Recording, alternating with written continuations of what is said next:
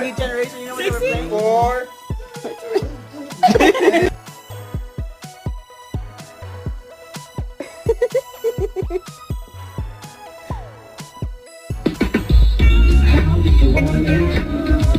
Count.